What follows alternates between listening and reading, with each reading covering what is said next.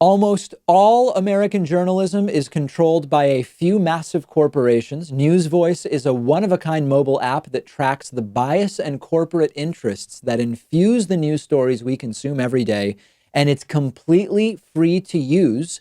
Go to newsvoice.com/Pakman to download it. So we have leaked audio of the horrible Texas Republican Governor Greg Abbott admitting something obvious, which is that reopening the economy of Texas is going to spread the coronavirus. This is no big surprise. It's no great realization, but it's important because it is not that Greg Abbott doesn't believe reopening will spread the virus. It's that he's decided reopening makes sense even though it will spread the virus. And the Daily Beast got a hold of this audio, which is from right after Greg Abbott letting the Texas stay-at-home order expire. This was on a call with Texas legislators, and he says what we all know. How do we know reopening businesses won't result in faster spread or more cases of COVID-19? Listen, the fact of the matter is pretty much every scientific and medical report shows that whenever you have a reopening, whether you want to call it a reopening of business or just a reopening of society in the aftermath of something like this, that actually will lead to an increase in spreads. It's almost ipso facto. The more that you have people out there, the greater the possibility there is for transmission.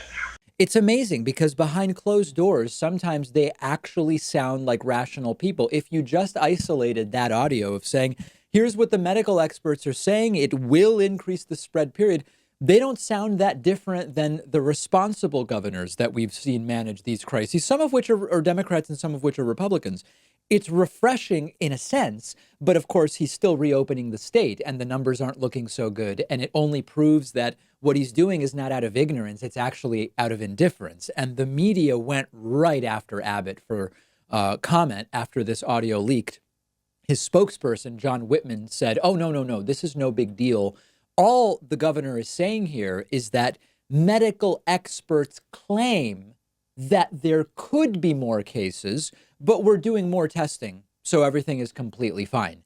That is the epitome of what you call crisis management and spin. Now, another response has been, life has risk. This is not just Texas now, but we've heard this from a lot. We've heard it from our favorite right-wing ideological commentators and from governors and all over the place. Life has risk. If you want to really be safe, you've got to stay in your house all the time forever. And even in your house, you could end up dying of carbon monoxide poisoning if you leave your gas stove on or whatever. I mean, it's really quite cynical. And of course, in a literal sense, any action, including merely leaving your house, increases your risk to some degree of catching a communicable disease.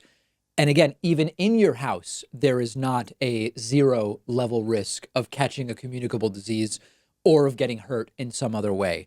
But this is not some vague thing. This is a really specific decision right now about reopening when we know we have a communicable disease spreading for which we have no vaccine and only are starting to figure out some treatments that have some effect, but they don't care.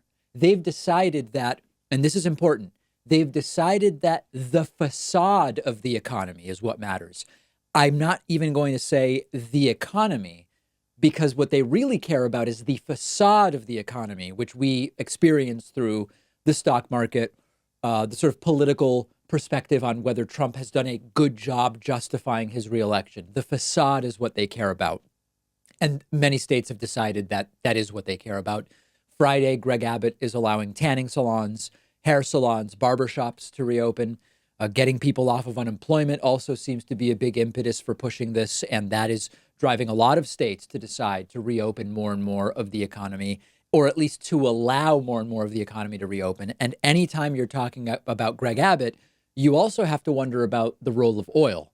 Oil and gas prices, gasoline I'm talking about, have collapsed because there's no demand. Airplanes aren't flying, people aren't driving much. Opening states will get people at least driving. That'll increase demand for oil and gasoline. And there's always, a dozen angles on this, and all of them are ugly. Now, how are the numbers looking in Texas? Not too good.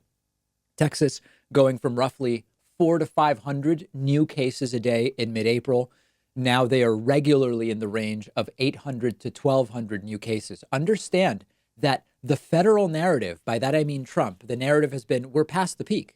We are well past the peak. Since April 12th or so, he's been talking about being past the peak.